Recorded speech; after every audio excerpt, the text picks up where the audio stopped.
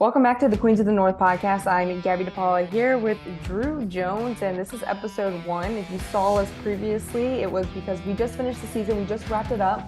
And we also, before this episode, you might want to take a listen. We kind of introduce ourselves, why we're doing this podcast. It's a quick 5-minute episode. I think roughly 5 minutes, right, Drew? Hopefully it was 5 minutes. Hopefully it's 5 minutes, maybe under. Yeah. Introducing ourselves, getting to know who Drew is, who I am, why we're doing this. And just kind of a little bit of what to expect from us. Not really what we're going to talk about, but just who we are as people and why we are doing this, why we want it, and why you should listen. Yeah. Mm-hmm. So we're just gonna jump right in. Predictions going on for this week. Mm-hmm. This is the AFC North podcast, so let's just skip over to the AFC North. There you go. You guys are playing Cincinnati, or Cincinnati's playing Cleveland. Who's playing who? Who's playing who? Let's start over. AFC North. Cincinnati's playing Cleveland. Pittsburgh's playing the 49ers, and the Ravens. I was about to say the Ravens are playing the Texans. And I've been reading about the Jets like for the past couple of weeks. I'm just like I'm really excited because of Hard Knocks, so I almost said the Jets. I actually need to catch up on Hard Knocks a little bit, so I'm behind on 2 episodes. Also, Hard Knocks is since it's an HBO product, it's like under the umbrella, like, you know, so technically, like, Aaron Rodgers is my coworker for like 6 weeks, no big deal. But yeah, I need to do some catching up. Wow, yeah, you need to catch up with your coworker. Don't be rude. I know, Don't be right? that coworker. Don't be that coworker. Predictions. So Cincinnati and Cleveland. Let's just start with games, and then we'll go on to the full season. Week 1, Sunday. Who do you got? So I am definitely heavy on the Joe Burrow train. If you listened last season, all folks out there in the ether, including the country of Turkey. We really have a lot of listeners from Turkey. Definitely a big Joe Burrow fan. He's also on my fantasy team. You had drafted him last year, but I like Joe Burrow. I'm picking the Bengals this weekend. Yeah, I think the Bengals are an easy pick. I think Joe Burrow is still questioned to be playing, or it sounds like he might be playing. I think he was on the right track. They're leaning towards him playing. Yeah.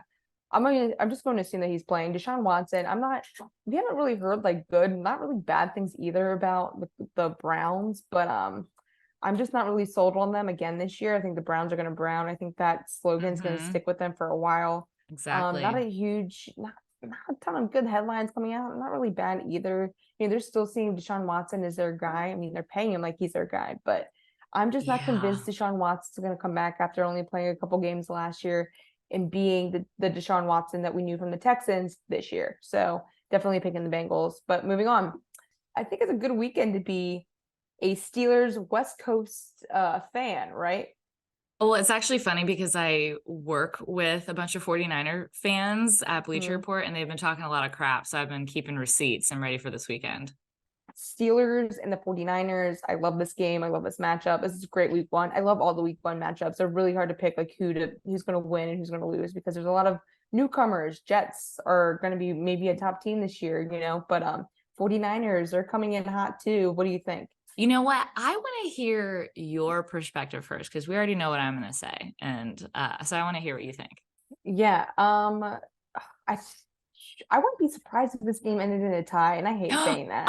I know, because I'm really sold on Brock Purdy. I think he can only go up from here. I know he had surgery; he's recovering from surgery, but they're pretty much bringing back the same team as last year. They just signed Nick Bosa as well, which is huge for them. You know, the Steelers are also all their rookies are coming into who they're supposed to be this year too. It looks like Kenny Pickett's definitely gotten better, and I think it really depends on what we see from Matt Canada because we all know what Matt Canada likes, and it's a jet sweep. Damn jet sweep. The jet sweep. So I hope, you know, I rember people are pointing that out in the preseason games, and I hope we don't see that. And it never does well. I feel like, you know, coordinator. I love Matt Canada, but like that's how you ruin teams and players, especially the rookies, because it's just like not the right puzzle pieces together. And I love Matt Canada. I think he should have stayed in college, but I thought he could have been a good head coach in college, and he was an interim head coach for Maryland for a little while, and I thought he did really well with them. But offensive coordinator wise, with Kenny Pickett, I just think we're almost holding Kenny back. But we'll see. Maybe they'll change this year. But I wouldn't be surprised if it ended in a tie, but I'm going to make a pick because that's really annoying. I'm going to pick the Steelers. and join my team. Hey, yeah. It's funny because Mike Tomlin had said earlier in the week when they didn't know if Nick Bosa was going to be holding out that they were preparing for Nick Bosa. So obviously that was like the right A lot of mentality. holdouts. A lot of holdouts. A lot this of year. holdouts across the league. Yeah. Mhm. Yeah. I think most people have signed, which is nice, sign their extensions or even sign the franchise tag if need be. But so a good thing that Steelers were already preparing for Bosa. I think, I'm not sure where Kittle is on the injury report, but I know they were talking about him potentially being out. So I think if you kind of prepare for the best 49ers team to be there. Also, like, Steelers are playing at home, first game of the season. Yeah, Kenny Pickett's coming into his, sophomore season, if you will, in the NFL. And I think it's funny because people count him out so much when in reality last year, he didn't get to work with the first stringers until like the week that he was starting against the Bills. And then, just coming off like getting drafted and all that, you're still trying to learn the playbook. And like, now, like, he really feels like he has a command of the offense. Like, I just think the Steelers offense is going to be just a lot more powerful this year. We're going to see a lot of good things from Kenny Pickett. I agree too. I am a Brock Purdy fan too. I'm a fan of an underdog. I love an underdog. Mr. Irrelevant going from like basically fourth string QB to beating out Trey Lance, you know what I mean? A first round pick for the starting quarterback job. So I think it's going to be a really good game. Turned. Yeah, the tables have turned in San Francisco for sure. And yeah, I think the AFC North is a total toss up this year. I think besides the Browns for who's going to win and take it all. Everything you said about the Steelers, I completely agree with. They still have TJ Watt, Minka. Their defense is pretty solid. Always pretty much has been. Offense is only getting stronger. The offensive line. I think that was a little topsy-turvy last year, but hopefully they get stronger this year. That was like that with the Bengals as well. But yeah, I think the Steelers are going to beat the 49ers, unfortunately. Moving on to the Ravens, they host the Texans. I think this is just an easy game, right? The Texans are just so irrelevant to the NFL. And they have been for a couple years now, especially after losing Deshaun and everything that they've gone through with coaches, new players, like just wanting to leave the team, being very open about it. Like DeAndre Hopkins and whatnot. So that team's in shambles to me. I think the Ravens are just going to be pretty much shut them out, especially with all their offensive weapons and defensive weapons as well. Yeah, I will say the Ravens defense is a little questionable because they have a couple guys that are injured. Their secondary had a little bit of questions with Marlon Humphrey out and whatever. You guys actually have some receivers this year, so we do. But let's just I keep saying but like let's see what they can do with it because they have a new offensive coordinator too, Todd Monken, and we see he looks great on paper. Everything looks good on paper with the Ravens with Baltimore, right? Pretty much everything checks out besides some questions on the defense. But we don't know what it's like in game time. Lamar's only, seen Todd Monken in a little bit preseason and then training camp. So, where do we go from here? Yeah, maybe shaking off some rust in the first game, but I mean, the Ravens are playing the Texans. I mean, Texans did have the number 2 overall pick in CJ Stroud, so I think that he could show some flashes, but I agree with you that the Ravens are probably going to win this game. Yeah, and like they just, they have some guys on offense, but I don't think, a rookie QB, completely different team. I think it's going to be, the Ravens beat the Dolphins back in 2019, 59-10. I think we're going to see a score pretty similar to that on Sunday with the Ravens. I think it's going to be pretty close to a blowout. Mm-hmm. And you're going to be out there tailgating. I will be, and I will be coming from a bachelorette, so that's going to be a little scary. Oh, so you're going to be in great shape over the weekend. Fantastic shape. Oh, yeah. Fantastic shape. So we went through predictions and previews a little bit. What do you think the record will be for the Steelers? So I'm going to look at every matchup that the Steelers have and just quickly go through while I'm sitting here and have my dual screen up. Okay. But it's funny because we actually did this at work, kind of like a week by week prediction thing, and I came out with the Steelers going 16-1. So I should probably be a little bit more. I mean, hey, it's not out of the question. Who's the one? The Bengals in Cincinnati. Give me a break. Oh, what do you think it was the Ravens? It should be, Hey, it should hey, Steelers beat the 50 Ravens 50, in Baltimore last year at the end of the season. So 50 50. Yeah, thank you. 50 50.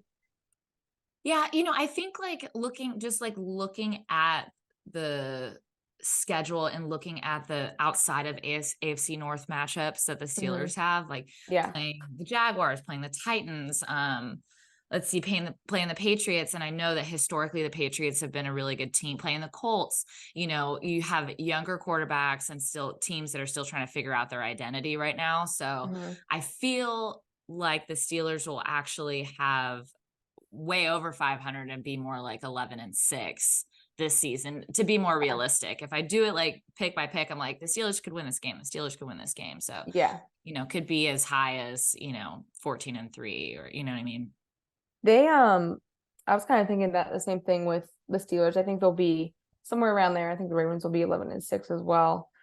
Schedule's not too difficult. A lot more traveling to the West Coast than they have last year. They only went to like one West Coast team last year, and that was it. Everything else was on the East Coast, which was pretty ideal. Mm-hmm. This year they travel a lot more. Yeah. So I think that's definitely going to, they're going to have to take some. It's going to be different with them for that, in that way. But the traveling, but the schedule just in general, if you're looking at it with the Colts, Lions, even though I think the Lions will be better, not anything crazy, but I think they're going to be a notch up from last year. The Titans are kind of, you're starting to be irrelevant. The Cardinals are extremely irrelevant. And then they have, the 49ers, Jaguars, Dolphins, and Steelers at the end of the year, which will be tough. But I think the Ravens will finish 11-6 because of that as well. Mm. Yeah, it's going to be a nice toss up at AFC North per usual. It's funny because I feel like the Bengals are, I don't know, they're always pretty good. And Joe Burrow has been listed day to day, so I feel like he's probably going to be playing week 1, especially against the Browns. So obviously Joe Burrow was hurt during I think it was the first week of training camp, and Jamar Chase kind of came out afterwards saying, I don't really want Joe Burrow to play week 1, and rather than play week 4, week 5, or whenever that is. So he's closer to 100% rather than playing early on just to win a couple of games. I kind of like what he said, and I do agree with what he's saying as well, because why play at like 50-60%, like you were saying before, than playing closer to 80 or 90% and probably winning more games than whatever it is, is thrown their way. And also I like Jamar Chase saying that because I think he has a lot of confidence in their team, and that says a lot as well. Yeah, absolutely. Confidence in the defense and holding teams to next to nothing points, and also confidence in the backup quarterback too. So I don't even know who the backup quarterback is. Yeah, they have Jake Browning, who played at Washington first year. Nice. I don't really like that move by the Bengals, but okay. Yeah. I think they should have signed a veteran. What do we think? How do we think the Bengals are going to fare this season, though? Like I said, everything that's good on paper. Let's say Joe Burrow plays the entire season. I think they're going to be somewhere between 10-7. Yeah, they might be 6. I think, it was interesting. Last season it was between the Bengals, the Bills, and the Chiefs for the first round, or excuse me, the first seed in the playoffs. And then obviously the Bills and the Bengals ended up canceling the game that Damar Hamlin got hurt.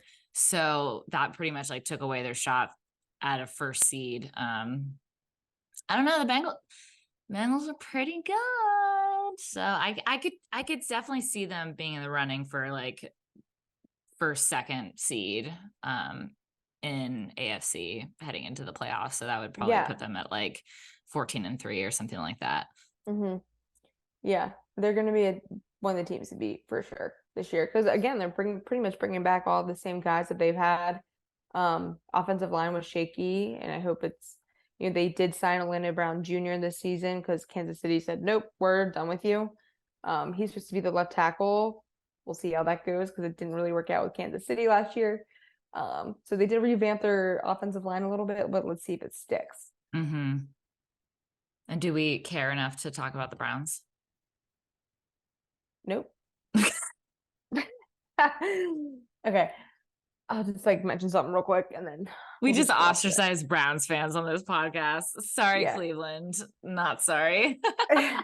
Drew and I have talked about this multiple times with Deshaun Watson and, his flaws and everything that he's kind of done. And there's no excuse for it. I don't really respect him. I don't respect the Browns signing him and everything and trying to making him their franchise quarterback. I don't respect that. But at the same time, it is what it is. So he is part of the league. He is in the game. So we do got to consider who he is as a player on the field. Off the field, I really don't care. But on the field, the Browns, I still think the Browns are going to Brown, especially with their moves with Deshaun Watson. And they just haven't really done anything to revamp their offense either. I don't see a ton of players really saying like the Browns are the team to beat or the Browns are going to be a difficult team to beat or anything like that. Or no one's really mentioning Deshaun Watson either as like a top 5 quarterback. So, or even top 10, at least nothing that I've read. So they are kind of irrelevant because of there's just no talent to me. I do like Kevin Stefanski. I do like what he did with Baker Mayfield a couple years ago. And I thought that was really exciting to see, like a depleted franchise. And then they kind of just brought air back into that franchise. Yeah. But again, they started making the wrong moves and here we are. Yeah. Yeah. It's interesting, the whole Baker Mayfield discussion, especially now that he's starting for the Bucks. Yeah, wild chain of events in the Browns organization for the past, ever. But especially the past 3 seasons. And so I think the thing is when Deshaun Watson was playing for the Texans before all the news broke and stuff like that, he was a very talented quarterback. Yes. And so since he has a couple of games under his belt with the Browns last season, towards the end of the season, plus having an entire off season to work with the offense, I think he's probably better than people think that he is, or that people I think, like you said, not a lot of people really want to talk about him or talk about the Browns. So the fact that you don't hear it a lot, you're like, oh, they're probably not that good. So they might be a sleeper team. However, as a whole, I don't think that they're better than the other 3 teams in the AFC North. You know what I'm saying? Yeah, So I agree. but I do think that they're going to win games this year, especially teams outside the AFC North. Yeah. So, this could be the year where, you have 3 teams from AFC North going into the playoffs. And they might make a run for it towards the end of the season. Yeah. But I out of all the teams in the AFC North, I think they are the weakest. I agree. Yeah. Yeah, I agree with that completely. Again, they could go 500, They could. I want to see what Deshaun Watson looks like. He played at the last ending of the season throughout the couple games. I wasn't really impressed. Had a couple TDs, but nothing crazy. And I think that's what was expected from him. So let's see. Let's maybe revisit this next or in October, even though we're going to be talking about the AFC North all year long. Let's revisit this topic of Deshaun Watson, because right now I'm not forward on it. I just think they're just irrelevant. When your favorite phrase, offensive line, is shaky, if you a quarterback is only as good as how much time they get to throw, right? Yeah. So, and the confidence of throwing it and having that's true. Right? That's true. Confidence is a big thing. So mentally, I am not with the Browns. Yeah. Physically either. So yeah, Browns always gonna Browns. Browns are gonna Brown. But I think that really covers the AFC North. For this episode, at least. I have the Ravens winning. I also have the Steelers winning, like you said. Bengals, who are playing another AFC North team. It's gonna be AFC North. I think is going to take over Week 1 pretty much. Yeah. I like all the Week 1 matchups. I think it's going to be a difficult Week 1 for a lot of teams. But a really exciting Week 1 as well, beginning of the season. Yeah, it's gonna be. I'm excited to see how a lot of the rookies, throughout the division perform. It's funny because I actually really wanted to draft Zay Flowers on my fantasy team, but I was urged not to because he's a member. I didn't want to root for somebody on the Ravens, so it was 90% me, and then he got me. I had George 10%. Pickens in my DraftKings this week, so whatever. I you know what, you love the Steelers more than I love the Ravens. You want to win the money? It's about the money. That's what you got to take the fandom out and win the money. You want to hear my team that I drafted? I'll tell you my team that I drafted in my work league. Okay, hold on. I'm in 2 leagues this year. Remember last year I was in 1. I'm in 2 leagues this year. My family league, I think my uncle like forgot to set when the draft was. So it auto drafted all the teams at like 2 a.m. on one day. Oh my God. So I didn't get to pick my team. I had to just like do a hella bunch of stuff on waivers. So I have Kenny Pickett starting in that league. So hopefully we'll do good there. Okay. So my work league, the team that I actually got to draft, got Joe Burrow, Stephon Diggs, CeeDee Lamb, Tyler Boyd, Najee Harris. We're heavy in the AFC North already. Yeah. Let's see here.